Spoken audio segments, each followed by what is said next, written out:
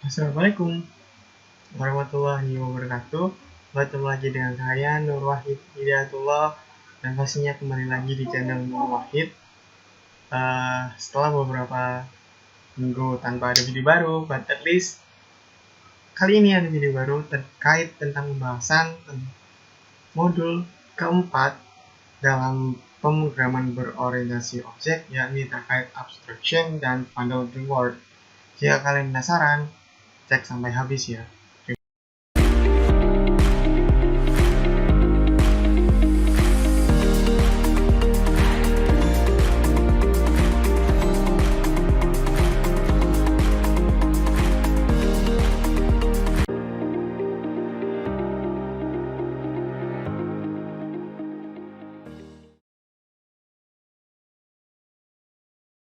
Oke, seperti yang saya katakan tadi, di sini di modul 4 kali ini kita akan membahas lebih dalam lagi terkait apa itu abstraction, serta kita juga akan mengenal hal baru yakni terkait final keyword. Jadi seperti biasanya pada setiap modul pasti memiliki tujuan masing-masing yang berbeda. Nah, tujuan pada modul kali ini ialah yang pertama, mahasiswa mampu memahami konsep abstrak class dalam Java. Yang kedua, mengimplementasikan abstrak class dalam Java. Yang ketiga, memahami konsep abstrak method dalam Java. Yang keempat, mengimplementasikan abstrak method dalam Java. Yang kelima, memahami konsep final keyword dalam Java. Dan yang terakhir ialah mengimplementasikan final keyword dalam Java. Kenapa Java? Karena pada kali ini kita akan fokus ke bahasa Java seperti pada modul-modul sebelumnya yang kita gunakan untuk PBO atau OOP atau pemrograman berorientasi objek. Oke, terkait software yang saya gunakan adalah NetBeans IDE, atau mungkin kalian bisa menggunakan software lain jika kalian menemukan software yang lain. Selanjutnya terkait tugas pendahuluan, ini adalah tugasnya. Jika kalian penasaran dengan jawabannya benar atau tidaknya, silakan kalian menanyakan pada sosial media saya yang ada di kolom description. Oke, atau ya bisa tanya ke teman-teman yang lebih hebat seperti itu ya. Selanjutnya ada dasar teori. Seperti pada tujuan kali ini, terdapat dua abstraction yakni dalam kelas ataupun metode. Jadi abstrak, saya simpulkan terlebih dahulu ya. Abstrak itu merupakan salah satu modifier atau bisa dikatakan apa ya, akses gitu, pendeklarasian sebuah class method itu dikatakan sebagai modifier yang bisa digunakan dalam class ataupun method, seperti halnya yang kalian jumpai pada sebuah method atau class pada umumnya jika menemukan public, static, void, dan lain sebagainya. Nah, itu merupakan salah satu dari modifier, yakni abstract. Nah, abstract ini juga dapat digunakan dalam sebuah class ataupun method. Seperti itu ya. Kemudian terkait abstrak class sendiri itu merupakan kelas yang didefinisikan atau deklarasikan dengan modifier abstrak yang seperti saya katakan tadi. Jadi menggunakan modifier abstrak di mana abstrak class sendiri tidak dapat diinstansiasi serta dapat memiliki metode ataupun tidak. Nah, jika sebuah abstrak class nantinya memiliki sebuah metode, akses metode yang berupa abstrak method di mana minimal hanya satu, maka kelas tersebut harus dideklarasikan sebagai abstrak class. Nah, untuk menggunakan abstrak class ini, kita harus menggunakan konsep inheritance ataupun polymorphism yang telah kalian pelajari pada modul sebelumnya. Seperti itu. Jadi di sini ya bisa dikatakan kita bertemu lagi dengan inheritance atau polymorphism lagi. Seperti itu. Oke. Nah, terkait deklarasi dari abstrak class sendiri itu seperti ini. Yang mana biasanya kalian hanya menjumpai class, kemudian nama kelasnya, kemudian isi dari class. Nah, di sini kalian cukup menambahkan modifier abstract atau kata abstract sebelum kata class seperti ini. Oke, jadi kalian cukup menambahkan di sini saja. Ini di sini. Oke. Nah, kemudian selanjutnya ada dari definisi abstract method. Kurang lebihnya sama, hanya saja abstract method di sini itu digunakan pada metode.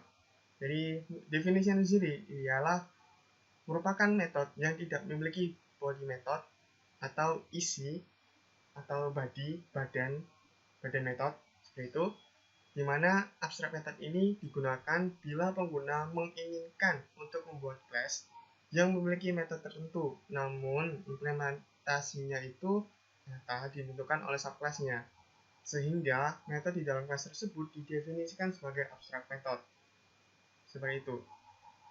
Jadi intinya sama, cuman metode pada dasarnya itu kan memiliki isi, memiliki badan metode.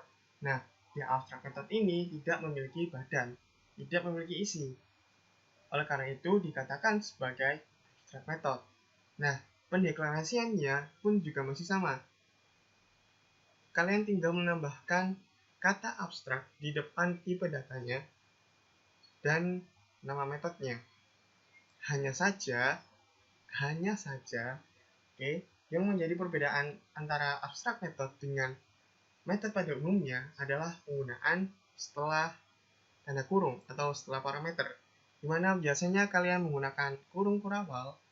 Kali ini kalian menggunakan semikolon seperti ini, yang menandakan bahwa metode tersebut sebagai abstract method. Nah, ini. Jadi yang di sini merupakan contoh dari abstract method seperti yang ini. Dan di sini contohnya abstract void move double x double y, terus titik koma atau semikolon. Di sini abstract termasuk access modifier dari method move yang termasuk void move. Kemudian dia memiliki access modifier yakni double x dan double y, double sebagai tipe data x dan double sebagai tipe data variable y. Seperti itu ya. Nah, di sini yang dikatakan tidak memiliki body method adalah di sini. Hanya cukup berhenti di sini karena dia termasuk abstract method. Jika dideklarasikan sebagai metode biasa, maka ini kurung kurawalnya ada seperti itu. Nanti kita akan bahas pada contoh kode program yang ada di modul ini. Oke.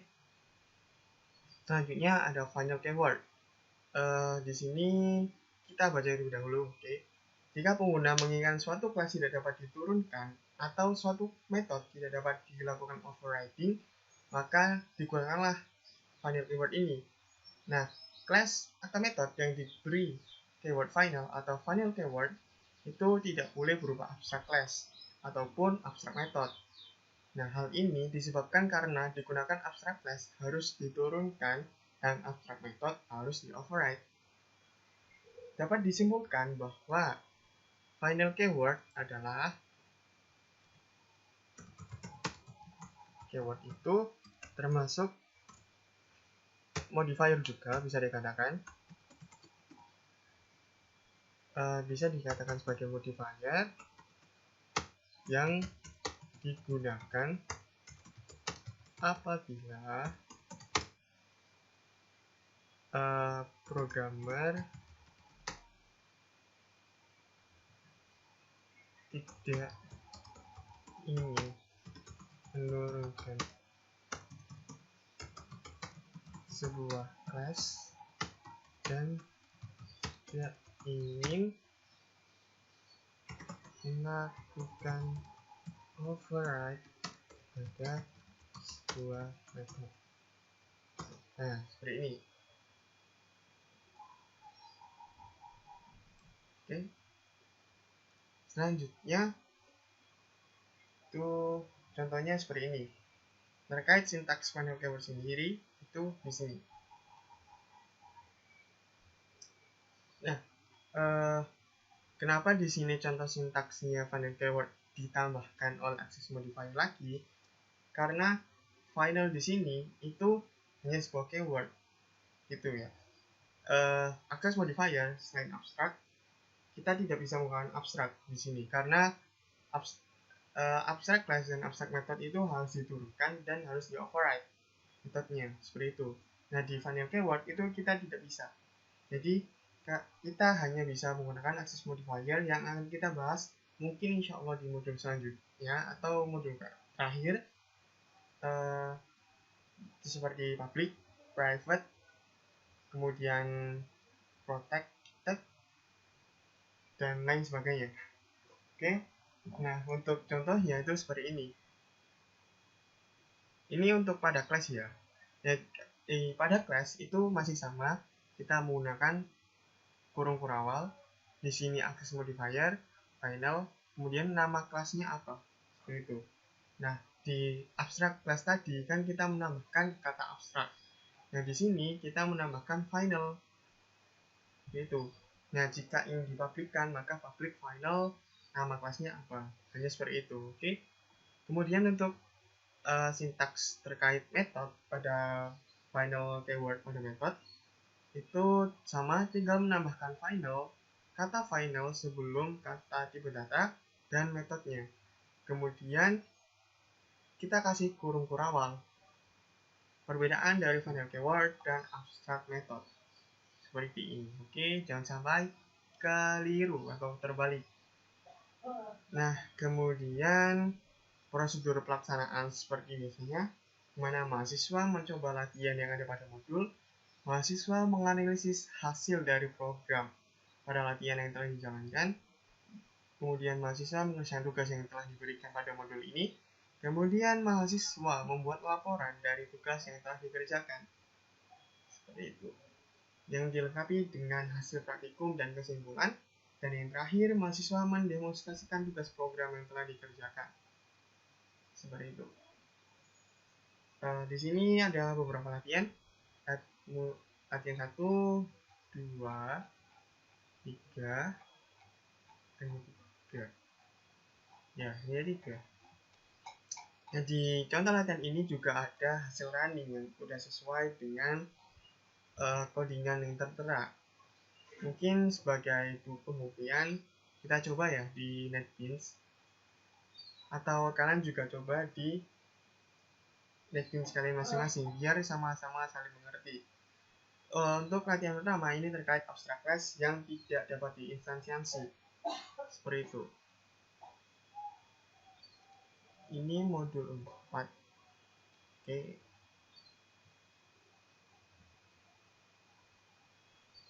Nah, di sini. Ini ya untuk contoh latihan 1. Di sini dia ada abstract class orang 2. Kemudian atributnya adalah string name, double tinggi, dan double berat, di mana access modifier yang digunakan adalah private. Private di sini juga salah satu access modifier untuk menambahkan informasi. Nah, kemudian di sini juga ada public orang 2, di mana public orang 2 ini termasuk konstruktor dari abstract class ini yang memiliki parameter yakni string nama, double tinggi, double berat, di mana dis nama akan berupa nama, dis tinggi berupa tinggi, dan dis berat berupa berat. Kemudian untuk mencetak hasilnya, kita menggunakan metode toString, public string toString, di mana nama akan menghasilkan atribut nama, tinggi menghasilkan atribut tinggi, dan berat menghasilkan atribut berat. Nah, main class-nya atau class VM-nya kita menggunakan latihan 3, di mana untuk mendeklarasikan ya seperti ini. Orang 2 kita ambil dari sini. Terus kemudian objeknya adalah orang org1, new orang 2 sebagai konstruktor di sini. Kemudian kita deklarasikan namanya, tinggi, dan beratnya. Seperti itu.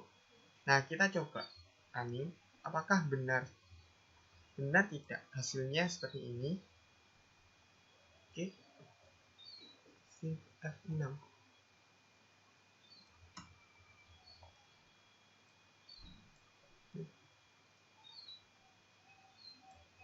Latihan 3.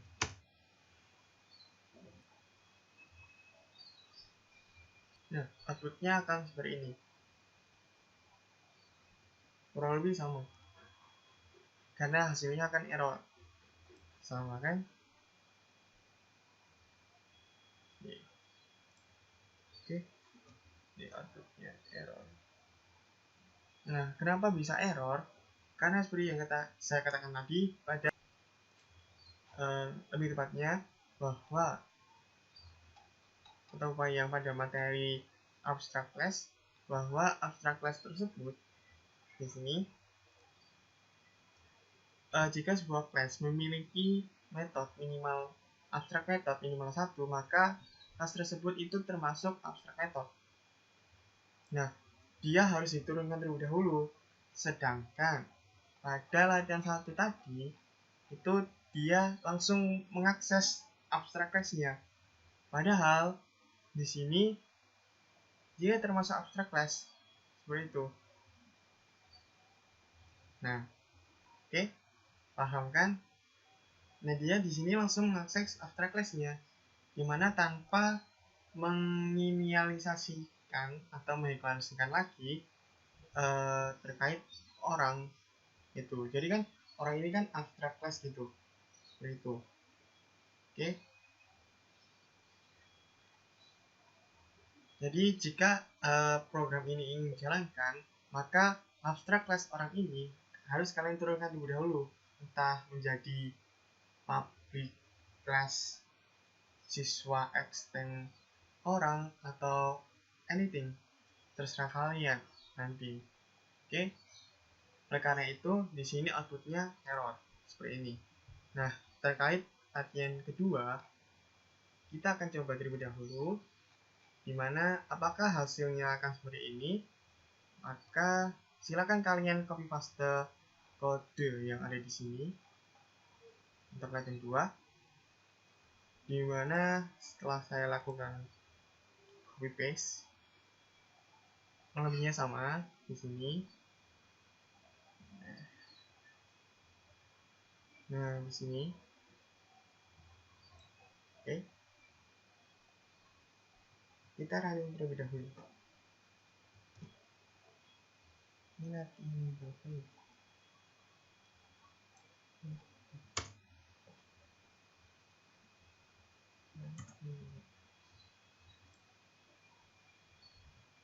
Nah, di sini nama, tinggi, berat, NIM, universal, dan nilai yang muncul. Apakah sama? Nama, tinggi, berat, NIM, universal, dan nilai. Sama bukan? Hanya saja namanya yang berbeda, seperti itu. Nah, di sini mari kita bahas terkait abstract class orang di sini hingga metode string to string di sini kurang lebihnya masih sama penjelasannya. Dia terkait penggunaan abstract class, yakni pada class orang. Nah, kemudian yang saya katakan tadi, jika ingin mengakses class orang ini, maka kita harus menurunkan class-nya. Nah, di sini contoh programnya, kita turunkan menjadi kelas mahasiswa. Sehingga kelas mahasiswa extend orang 3. Di sini saya menggantinya menjadi orang 3, seperti itu ya. Nah, kemudian atributnya masih sama. Kemudian kita menambahkan konstruktor seperti yang pada modul konstruktor di mana memiliki nama, double tinggi, double berat, string, universal, dan nilai. Kemudian menggunakan kata super untuk memanggil nama, tinggi, dan berat dari orang. Kemudian disname berupa name, universal berupa universal, dan nilai berupa nilai. Kemudian string to string lagi untuk memanggil to string yang di orang dan yang ada di konstruktor mahasiswa sendiri. Nah, di sini main class-nya yakni sama. Kita menggunakan orang MHS1 sama dengan mahasiswa, new mahasiswa. Nah, kita deklarasikan.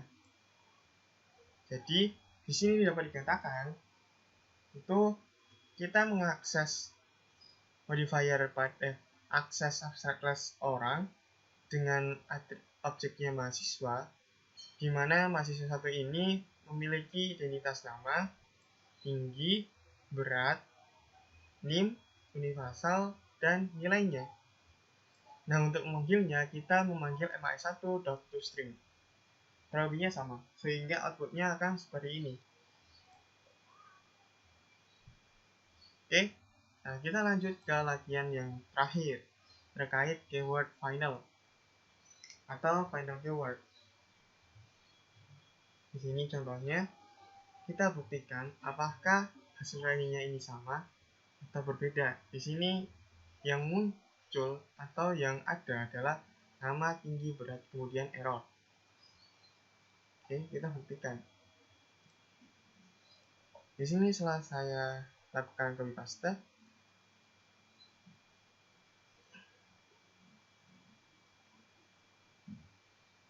di sini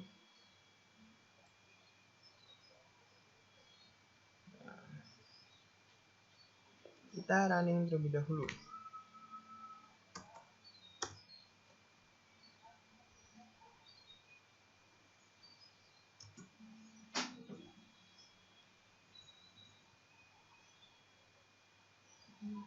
Nah, nama, tinggi, berat yang muncul, kemudian error. Kenapa bisa error? Kalian bisa tebak. Mungkin kalian bisa pause dulu videonya, kemudian kalian tebak apa nih yang error kira-kira. Itu. Kenapa yang ini muncul, yang bawahnya tidak muncul? Seperti itu.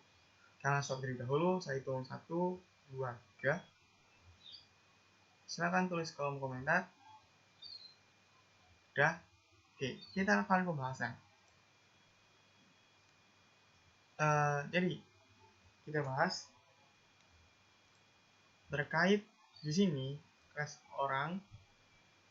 Di sini yang awal kita menggunakan penggunaan abstract class, namun di sini kita menggunakan final class atau final keyword.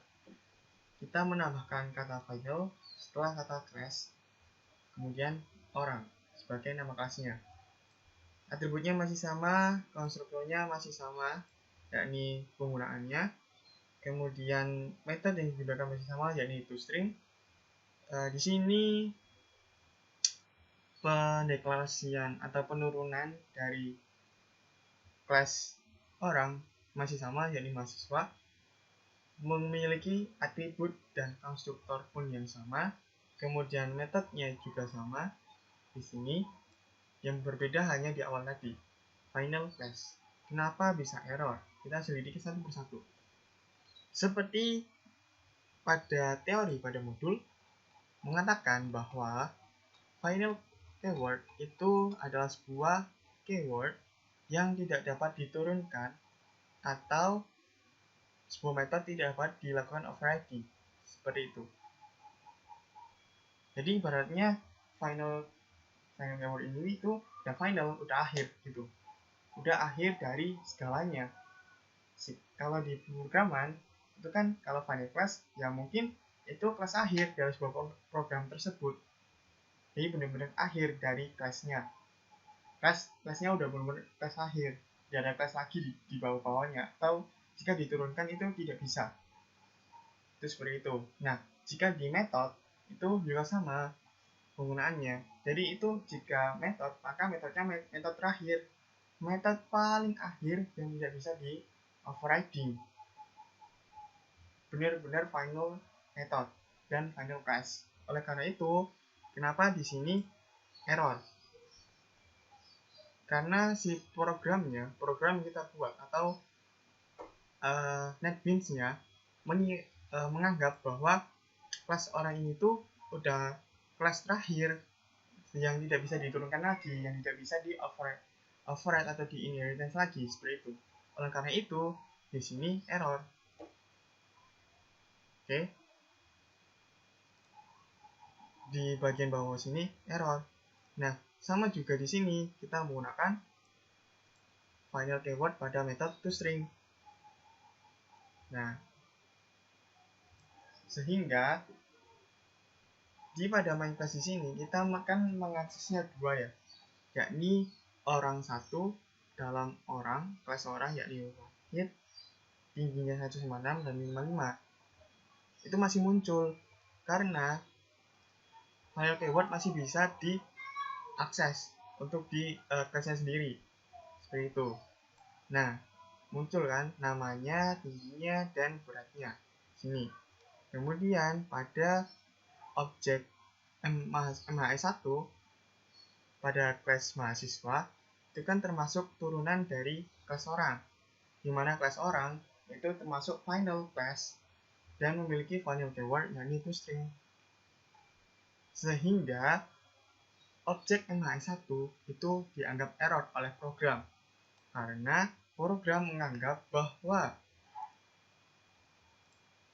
kelas orang termasuk kelas final atau kelas terakhir dari program yang kalian buat.